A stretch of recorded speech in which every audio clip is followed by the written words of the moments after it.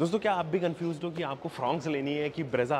क्या आपके दिमाग में चल रहा है ना कि यार मैन्युफैक्चर तो एक है लेकिन अब चॉइस इतनी सारी हो गई है कि कौन सी गाड़ी मेरे लिए बनी है। तो आज की वीडियो आपके लिए बहुत स्पेशल है क्योंकि आज मैं आपको बताने वाला हूँ कि फ्रॉन्क्स आपके लिए बनी है या आपके लिए बनी है ब्रेजा। तो चलिए स्टार्ट करते हैं without just wasting any time. और हाँ यार, एक चीज़ और, अगर मैं कंटेंट अच्छा दे रहा हूँ तो सब्सक्राइब करना मत भूलिएगा, कमेंट भी कीजिएगा और लाइक और डिसलाइक करना आप ही की जिम्मेदारी है। चलिए तो सबसे पहले मैं बात कर लेता हूँ फ्रॉन्क्स अभी किस सेगमेंट में लॉन्च होगी वो ज़रा बता देते हैं। अब इसका जो अपील है ना, थोड़ा आपको क्रॉस ओवरिश लुक के साथ में आता है। अगर मैं थोड़ा सा साइड में भी लेके चलूँ तो आपको रियलाइज़ होगा कि हाँ यार, ये ना थोड़ा कह सकते हैं और प्रीमियम हैचबैक या और रेज्ड ओवर हैचबैक जो है उसको बना दिया गया है। क्रॉस वर्जन की तरफ जो है उसको थोड़ा झुकाया गया है। इसी वजह से कन्फ्यूजन है कि बलिनो और ब्रेजा इन दोनों के बीच में प्लेस की जाएगी और इसकी प्राइसिंग भी समवेयर अराउंड 8 लाख रुपीज़ आएगी। इसको प्रॉपर एसयूवी या सब कॉम्पैक्ट एसयूवी तो नहीं कह सकते, बट ये क्रॉस ओवर का बहुत अच्छा एग्जाम्पल है। तो चलिए पहले तो डिज़ाइन एलिमेंट्स दोनों ही गाड़ियों के देखते हैं।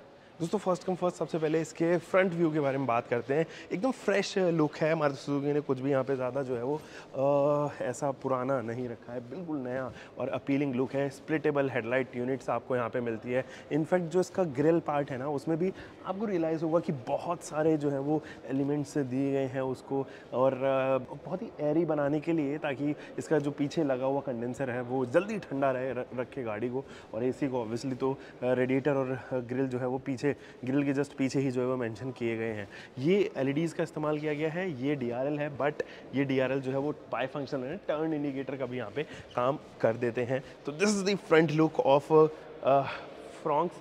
अब ज़रा ब्रेजा के फ्रंट लुक की तरफ चलते हैं। और जो दूसरी एंट्री है दोस्तों वो है ब्रेजा ऑब्वियसली। तो ये हालांकि प्लेस तो की जाएगी फ्रॉन्क्स के ऊपर, और आप तकरीबन 1-1.25 लाख रुपए का अंतर इन दोनों की प्राइसिंग में समझ सकते हैं। बट यहाँ पर ऐसा क्या है कि आपको ब्रेजा खरीदनी चाहिए?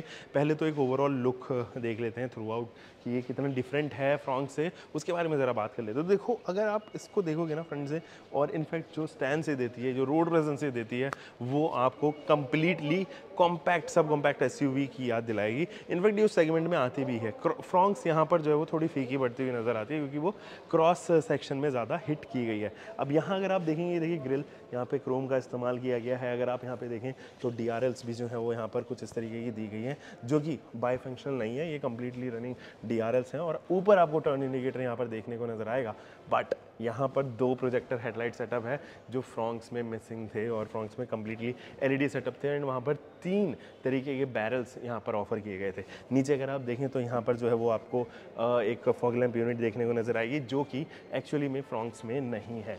और अगेन मैं बात करूँ तो यहाँ पर भी ट्रिपल टोन ट्रीटमेंट दी गई है, जो कि काफ़ी अच्छी लग रही है दोस्त। आप क्या कहते हो, कैसी लग रही होगी आपको ये?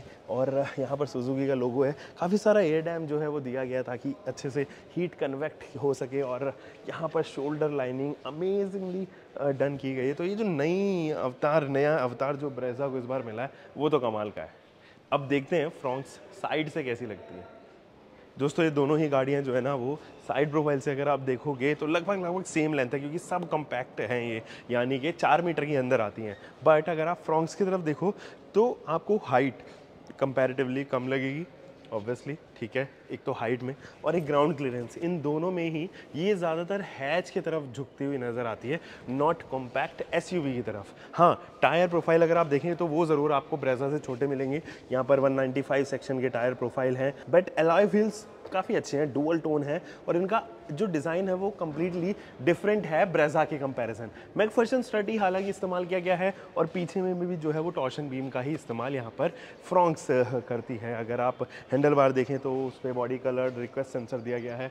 ऊपर भी अगर आप देखें तो ये फंक्शनल तो नहीं है, लेकिन कॉस्मेटिक आप इसको ज़रूर कह सकते हो। ये ग्लैमरस लुक देने के लिए जो है वो आपको रूफ रेल यहाँ पर ऑफर की गई है। इलेक्ट्रॉनिकली एडजस्टेबल आपको ORVM मिलता है, जिसको आप एडजस्ट भी कर सकते हो, डायरेक्शन भी चेंज कर सकते हो। अब ज़रा ब्रेजा की तरफ चलते हैं और आपको दिखाता हूँ ब्रेजा कैसे डिफरेंट है। दोस्तों अगर आप साइड प्रोफाइल से देखें तो ये वही 4 मीटर के अंदर आती है। तो फ्रॉन्क्स की लेंथ में और इसकी लेंथ में ज़्यादा अंतर नहीं है, बट जो कमाल ये करती है वो हाइट से करती है। और वो ग्राउंड क्लियरेंस से करती है। तो ये दोनों ही चीज़ जो है वो आपको फ्रॉन्क्स से ज़्यादा बेहतर लगेंगी। और क्या अच्छा लग सकता है, मुझे लगता है कि ये अलॉय व्हील्स मुझे इस पे ज़्यादा बेहतर लग रहे हैं कंपैरेटिव टू फ्रॉन्क्स। तो जो अलॉय व्हील्स है डुअल टोन है, मशीन कट है, और यहाँ पर जो टायर साइज़ है वो ऑब्वियसली बट नेचुरल है कि बड़े भी होने थे, क्योंकि ये इसका साइज़ बड़ा है। और ऑब्वियसली जब आप एक बड़ी गाड़ी के बारे में बात करते हो, स्पेशली तब जब सब कॉम्पैक्ट एसयूवी हो, तो यहाँ पर साइज़ बढ़ जाता है।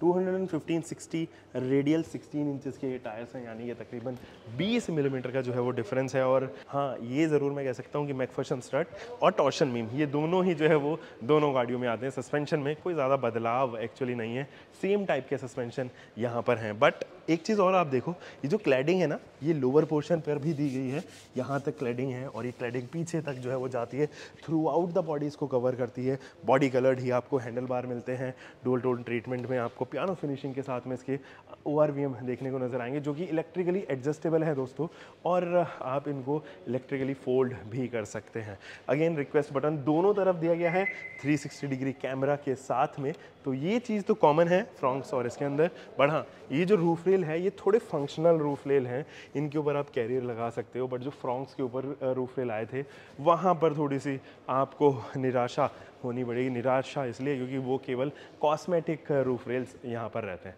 चलिए बढ़ते हैं रियर प्रोफाइल की तरफ। दोस्तों मारुति सुजुकी ने रियर लुक को काफ़ी अपीलिंग इस बार बनाया। देखो यहाँ पर ना कनेक्टेड लाइन आ रही है, जो कि आपको ब्रेजा में मिस आउट होती हुई नजर आएगी। बट हाँ, इसको दो पार्ट में रखा गया है। स्प्लिट जो है वो इसकी टेल लाइट यूनिट यहाँ पर है, नेक्सा की badging, defogger unit, wiper set, high mounted stop lamp, centre की जगह शार्क फिन एंटेना, और वो तमाम फीचर्स जो आपको अक्सर इस सेगमेंट की गाड़ियों में मिल जाते हैं वो यहाँ पर प्रेजेंट है। उसकी चिंता करने की आपको ज़रूरत नहीं है। इनफैक्ट अगर थोड़ा सा रियर में भी चलोगे तो 4 सेंसर्स आपको मिलते हैं रिवर्स में, एक कैमरा भी मिलता है, 360 डिग्री कैमरा आता है इसके अंदर, और रिफ्लेक्टर भी आपको ऑफर होता हुआ नजर आएगा। लेकिन जब मैं बूट के बारे में बात करता हूँ तो वो ज़रूर डिफरेंट है ब्रेजा के कंपैरिजन में। एक तो इसके अंदर लोडिंग लिप ज़्यादा है, जबकि ब्रेजा के अंदर ऐसी लोडिंग लिप आपको नहीं मिलेगी। 60:40 में स्प्लिट होने वाले सीट्स तो हैं ही, बट ये जो कैपेसिटी है इसकी वो 308 लीटर की है दोस्तों, जबकि ब्रेजा 328 लीटर यहाँ पे ऑफर करता है। पार्सल ट्रे आपको यहाँ पे ज़रूर दिया गया है, बाकी एक हुक यहाँ पर, ताकि आप इजीली इसको बंद कर सके। तो अब ब्रेजा का बूट में ज़रा चेकआउट करवाता हूँ आपको।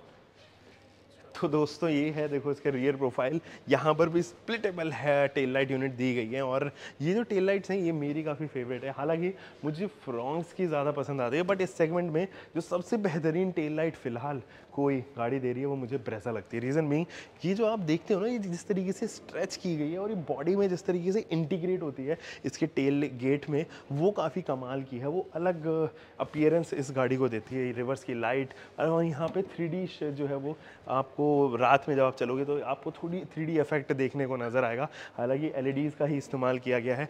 ब्रेजा की बैजिंग हो गई, और वही spoiler, high mounted stop lamp, defogger, wiper, वो सब चीज़ें, तमाम चीज़ें जो है वो यहाँ पे मिलेंगी। अब देखिए यहाँ पे भी रिफ्लेक्टर हॉरिजॉन्टली माउंटेड है, जबकि आप फ्रॉन्क्स में उनको वर्टिकली माउंटेड देख रहे थे। पीछे कैमरा दिया गया है, 4 सेंसर ऑफर किए गए हैं, एंड ट्रिपल टोन ट्रीटमेंट में इसका बम्पर भी दिया गया है। बट अभी बूट चेक करना बाकी है। 328 लीटर का इसका जो है दोस्तों बूट था। और एक चीज़ जो मैंने आपको बताई थी वो है इसकी लोडिंग लिप, जो कि है ही नहीं, ऑलमोस्ट नेग्लिजिबल लोडिंग लिप है। इनफैक्ट इसके दोनों तरफ जो है वो सांचे बने हुए हैं। सांचों को कहने का मतलब ये है स्टोरेज स्पेस बनी हुई है, जहां पर आप अपना सामान एक्चुअली रख सकते हैं। 60:40 में स्प्लिट होने वाली ये जो सीट्स हैं ना, वो कमाल की हैं, और स्पेस इसमें ज़्यादा लग रहा है। ऐसा लग रहा है कि मुझे सामान उठा के रखने में इसमें कम प्रॉब्लम होगी कंपैरेटिव फ्रॉन्क्स में। तो ये चीज़ है। 20 लीटर आपको ज़्यादा बूट भी यहाँ पर ऑफर होता है। तो वो लोग जिनको एयरपोर्ट रेगुलर आना जाना लगा रहता है, मुझे लगता है ये बूट उनके लिए ज़्यादा सही रहेगा, या ट्रैवल जो लोग ज़्यादा करते हैं, क्योंकि जब आप लोडिंग लिप ज़्यादा होती है तो आपको स्ट्रेस भी ज़्यादा लगता है, आपको ज़्यादा जान लगानी पड़ती है लगेज उठाने में। But obviously that is not something जिसके बिहाव पर वो आइस ब्रेकर एक्चुअली नहीं है, शायद डील ब्रेकर नहीं है। तो ये चीज़ ज़रूर है। बेटर बूट मुझे ब्रेजा की लगी। दोस्तों इंटीरियर्स ज़रा चेक करते हैं। ये है नई फ्रॉन्क्स, और इसके अंदर इंटीरियर्स आपको बलिनो के याद दिलाने वाले हैं। इनफैक्ट मैं ये कहूँ कि ये बलिनो का एक विकसित अवतार है, जिसके अंदर थोड़ा जिम शिम करने के बाद में मसल्स ग्रो हो गई हैं, इसलिए बॉडी जो है वो और अच्छी और अट्रैक्टिव अपील करती है, ज़्यादा बेहतर अब हो गई है। इंटीरियर्स में अगर आप देखेंगे तो वही आपको लेदरेट टच, पियानो फिनिशिंग के साथ में स्टीयरिंग पे ऊपर steering mounted control, cruise control, call pickup and drop, ये सारे ही चीज़ें आपको मिलते हैं। ऑटोमेटिक ट्रांसमिशन आपको मिलता है और इसके अंदर आते हैं 2 इंजन ऑप्शन, लेकिन मैं आपको बाद में बताता हूँ उसके बारे में। पहले हम अगर इंस्ट्रूमेंट क्लस्टर काफ़ी डिफरेंट है ब्रेजा के कंपैरिजन में। यहाँ पे लेफ्ट साइड में टेकोमीटर, राइट साइड में स्पीडोमीटर, बीच में कलरफुल MID आपको जो है वो देखने को नज़र आएगी। और ये सारी चीज़ें ही आपको तमाम फीचर जो है वो, जैसे कि instant fuel efficiency, distance to empty, कौन से मोड पे चल रहा है, वो सारी चीज़ें आपको यहाँ पे ऑफर होती हुई नजर आने वाली। दोस्तों यहाँ मिलता है आपको अच्छा इंफोटेनमेंट सिस्टम और ये काफ़ी अपडेटेड है। अगर आप देखेंगे ब्रेजा कंपैरिजन में तो थीम थोड़ी सी अलग आपको देखने को नजर आएगी। हालांकि इसमें एंड्रॉइड ऑटो, एप्पल कारप्ले आते हैं, कनेक्टेड फीचर्स जो है वो इसके अंदर ज़रूर मारुति सुजुकी ने यहाँ पर ऑफर किया है। दोस्तों यहाँ पर जो है ना हेड अप डिस्प्ले भी ऑफर कर दी गई है। ऑटोमेटिक का IRVM आपको मिलता है, कुछ इस तरीके की लाइट जो कि पार्ट शेयर्ड है डिफरेंट मारुति सुजुकी की गाड़ियों के साथ में। एक आर्मरेस्ट ऑफर किया गया है जिसको आप टू एंड फ्रो मूव कर सकते हैं और इसके अंदर छोटी सी स्टोरेज स्पेस दी गई है, तो आप अपना पर्स वगैरह या कुछ छोटी की रिंग वगैरह इस तरीके का सामान ज़रूर इसमें स्टोर कर सकते हैं। अब दोस्तों ये जो है वो वायरलेस चार्जिंग के साथ में भी ऑफर की गई है। आपके पास में 2 कप होल्डर मिलते हैं। स्टोरेज की स्पेस ज़्यादा मुझे यहाँ पर महसूस हो रही है। ये काफ़ी बड़ी सी जो है वो आपको ग्लव बॉक्स ऑफर किया गया है। इनफैक्ट यहाँ पर भी 3 टोन कलर्स का इस्तेमाल किया गया है जो ब्रेजा में एक्चुअली नहीं दी गई है। अगर मैं बात करूँ कंफर्ट की तो सीटिंग कंफर्ट मेरा काफ़ी अच्छा है और हेडरूम वगैरह भी काफ़ी अच्छा है। दोस्तों अगर मैं इंटीरियर्स में चलूँ तो ब्रेजा के इंटीरियर्स और जो फ्रॉन्क्स के इंटीरियर्स हैं उनमें काफ़ी अंतर है। बस एक चीज़ छोड़ के या 2 चीज़ छोड़ के या मैं कहूँगा 3 चीज़ छोड़ के, एक तो स्टीयरिंग व्हील, एक इंस्ट्रूमेंट क्लस्टर, एक digital infotainment system and HUD, ये सभी चीज़ें जो है वो आपको नॉर्मल बिल्कुल सेम जैसी ही लगेगी। इनफैक्ट जो इसका AC का कंट्रोल्स हैं, नॉब्स हैं जिस तरीके के, वो भी आपको एकदम फ्रॉन्क्स जैसे ही नज़र आएंगे, याद आएगी आपको फ्रॉन्क्स की। बट यहाँ पर कुछ चीज़ें में बदलाव है, जैसे इसका जो डैशबोर्ड का डिज़ाइन है वो थोड़ा अलग आपको देखने को नज़र आ सकता है और यहाँ पे सैटिन फिनिशिंग दी गई है, थोड़े ब्राउनिश टच दिया गया है। तो ओवरऑल जो डैशबोर्ड का डिज़ाइन है वो मुझे यहाँ पर अलग नज़र आता है। ग्लव बॉक्स भी आपको यहाँ पे ऑफर किया गया है। इसके अलावा अगर मैं बात करूँ यहाँ पे ये आर्मरेस्ट, तो ये लगभग एक ही जैसा है, कैपेसिटी इसकी एक ही है, बट इसका डिज़ाइन थोड़ा डिफरेंट यहाँ पर ज़रूर रखा गया है। बाकी इंजन स्टार्ट स्टॉप के बटन हो या इधर HUD के बटन हो, हाइड्राइड लेवलर हो, वो लगभग सेम ही है, उनमें कुछ ज़्यादा बदलाव आप नहीं देखेंगे। एक चीज़ और, फ्रॉन्क्स के अंदर सनरूफ नहीं थी, लेकिन ब्रेजा के अंदर आपको सनरूफ मिलती है। So this is the sunroof, कुछ इस तरीके की सनरूफ दी गई है और आप यहाँ पे देखेंगे सनग्लास होल्डर, वो तमाम चीज़ें बिल्कुल वैसी ही हैं जैसी आपने देखी थी। आपको अगेन मैं इसका इंस्ट्रूमेंट क्लस्टर दिखा देता हूँ बिकॉज दैट इज़ समथिंग जो आपने यहाँ पर अभी तक नहीं देखा है। यहाँ अगर आप देखेंगे लेफ्ट साइड में तो आपको टेकोमीटर, राइट में स्पीडोमीटर, लगभग सेम ही है। कलरफुल MID आपको मिलती है। ये थोड़ी ज़्यादा कलरफुल मुझे लगी क्योंकि ये जो ब्लूइश पोर्शन आप देख रहे हो उधर थोड़ा ग्रेइश पोर्शन में दी गई थी। उसके अलावा वायरलेस चार्जिंग भी आपको मिलता है, 12 volt DC supply and USB slot, ये दोनों ही अवेलेबल आपको मिलेंगे। दोस्तों अगर हम सीटिंग के बारे में बात करें तो लगभग सेम जैसी सीट्स हैं, उनमें कोई ज़्यादा परिवर्तन तो नहीं है, बट हाँ ये अच्छे खासे कुशन के साथ में ज़रूर आती है। मुझे लगता है मैं वन गो में इसको 600 से 700 किलोमीटर चला सकता हूँ विदाउट एनी हॉल्ट। बहुत कंफर्टेबल सीट्स हैं, ये ही मैं फ्रॉन्क्स के लिए भी कहना चाहूँगा, उसके सीट्स कंफर्टेबल तो थे। फ्रॉन्क्स की सेकंड रो कैसी है ज़रा वो चेक करते हैं, कहीं ऐसा तो नहीं है उसमें स्पेस ज़्यादा हो ब्रेजा के कंपैरिजन, या ब्रेजा में स्पेस ज़्यादा, देखते हैं। दोस्तों यहाँ से करते हैं इनग्रेस, और जब आप इनग्रेस करते हैं तो आपको रियलाइज़ होगा कि आपका जो हेड है, मेरी हाइट 5 फुट 10 इंच है, वो यहाँ पर ज़रूर रब हो रही है, लेकिन ब्रेजा में आपको कुछ हेडरूम की ज़्यादा समस्या नहीं आएगी। नी रूम इज़ सफिशेंट इनफ, अच्छा खासा लेग रूम मिलता है और शोल्डर रूम भी आपको काफ़ी कमाल का यहाँ पे मिलेगा। इनफैक्ट अगर आप यहाँ पे ग्रैब हैंडल देखें तो कोट हुक के साथ में ये यहाँ पर देखने को नज़र आएगा।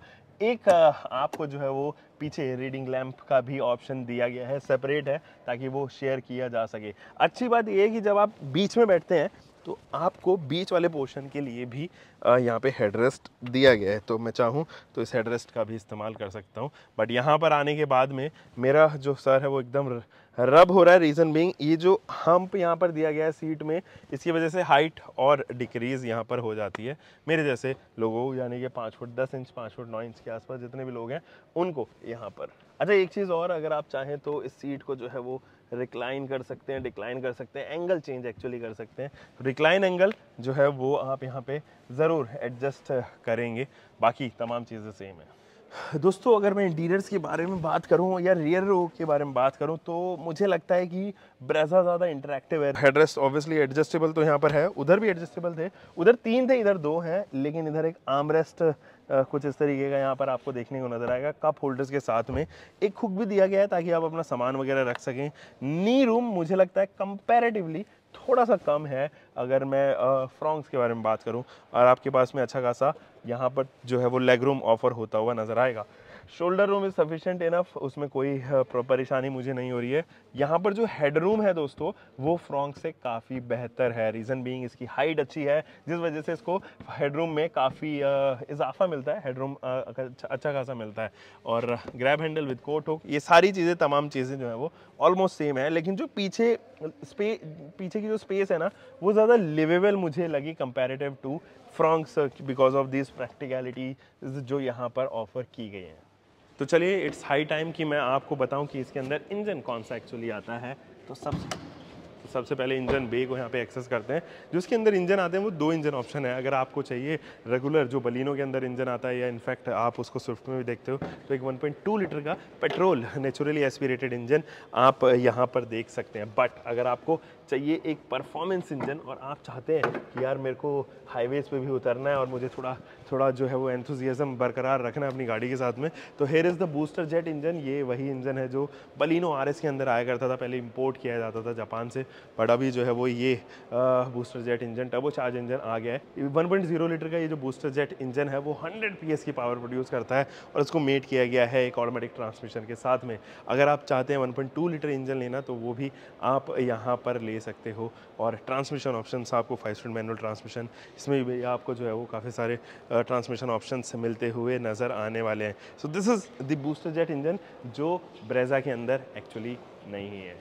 दोस्तों हम अगर ब्रेजा के बारे में बात करें तो एक ही इंजन ऑप्शन अवेलेबल है, और वो है एक 1.5 लीटर का नेचुरली एस्पिरेटेड इंजन जो आपको 103 PS की पावर प्रोड्यूस करता हुआ नजर आएगा। और ये जो इंजन है ना दोस्तों वो आपको एक 5 स्पीड मैनुअल ट्रांसमिशन एंड एक 6 स्पीड मैनुअल 80 के साथ में ऑफर होता हुआ नजर आएगा। फ्रॉन्क्स के जो इंजन है वो कम्प्लीटली डिफरेंट इंजन है, एक छोटा इंजन है, एक पावरफुल इंजन है, और ये बड़ा इंजन है। और अगर हम फ्यूल एफिशिएंसी के बारे में बात करें तो मुझे लगता है इस इंजन यानी कि 1.5 लीटर का जो इंजन है उसकी और एक 1.0 लीटर के इंजन की जो कि टर्बोचार्ज इंजन है फ्रॉन्क्स की, उनकी फ्यूल एफिशिएंसी ऑलमोस्ट बराबर होनी चाहिए इन रियल लाइफ। मुझे पता है ARAS सर्टिफाइड जो फिगर्स हैं वो कम्प्लीटली डिफरेंट हैं इन दोनों ही गाड़ियों के साथ में, कनेक्टेड फीचर्स के साथ में ये दोनों ही आ रही हैं। दोस्तों ये दोनों ही गाड़ियाँ जो है ना वो काफ़ी कमाल की गाड़ियाँ, और मुझे अगर मैं देखूँ पर्सनली मारुति सुजुकी की पोर्टफोलियो में ये दोनों गाड़ियाँ मुझे काफ़ी पसंद आती हैं। अब क्वेश्चन ये है कि आपको खरीदनी कौन सी है। देखो ये मैं 2 पैरामीटर्स में डिवाइड कर देता हूँ, मुझे लगता है कि काफ़ी हद तक आपके जो क्वेश्चन है ना वो यहाँ से सॉल्व हो जाएंगे। एक तो ये, अगर आप थोड़े यंग एज में हैं, आपको थोड़ा परफॉर्मेंस ओरिएंटेड गाड़ी चाहिए, आपको बाद में उसको थोड़ा कस्टमाइज़ भी कराना हो, और आपको ऐसा है कि बिल्कुल नई बिल्कुल अपडेटेड गाड़ी चाहिए, मुझे लगता है कि फ्रॉन्क्स आपके लिए ज़्यादा बेहतर ऑप्शन यहाँ पर मिलती हुई नजर आएगी। फ्रॉन्क्स के साथ में 1.0 लीटर टर्बोचार्ज इंजन आप बिल्कुल जा सकते हैं फ्री ऑफ माइंड होकर। एक बेहतर प्रोडक्ट है वो comparative to Brezza when it comes to drivability, manoeuvrability की मैं बारे में बात करूँ। लेकिन जब हम ब्रेजा के बारे में बात करते हैं तो इसकी रोड प्रेजेंस, इसका जो एक ऑरा है, एक ब्रांड नेम बन चुका है ब्रेजा का, वो इसके साथ में हमेशा से जुड़ा हुआ है। और साथ ही साथ ये जो एक कॉम्पैक्ट SUV की फील देती है ना वो लाजवाब है, स्टैंड आउट कराएगी आपको थोड़ा सा अलग। और अगर आप मिलेनियल हैं या फिर मिलेनियल से अपर ग्रुप एज ग्रुप में हैं तो मुझे लगता है ये एक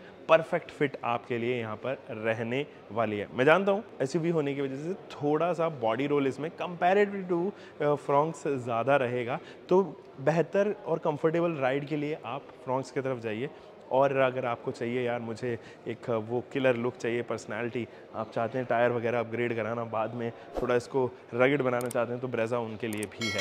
इनफैक्ट अगर आपका बजट 1-1.5 लाख रुपए के आसपास जो है वो कम है, और अगर आप चाहते हैं कि लगभग सेम फीचर्स मुझे मिल जाएं, तो आप फ्रॉन्क्स की तरफ भी झुक सकते हैं, क्योंकि as far I can forecast मुझे लगता है फ्रॉन्क्स 1-1.25 लाख रुपए ब्रेजा से यहाँ पे सस्ती रहने वाली है। सो दोस्तों this is all for today. I just hope कि आपको ये वीडियो आई होगी पसंद। जल्दी से शेयर कीजिए अपने दोस्तों के साथ में। हम मिलेंगे एक और नई वीडियो के साथ में। आप तब तक अपना ध्यान रखें, सुरक्षित चलें। Until for next time, bye bye, take care, keep loving your car, bike, whatever vehicle you are having, drive safe guys.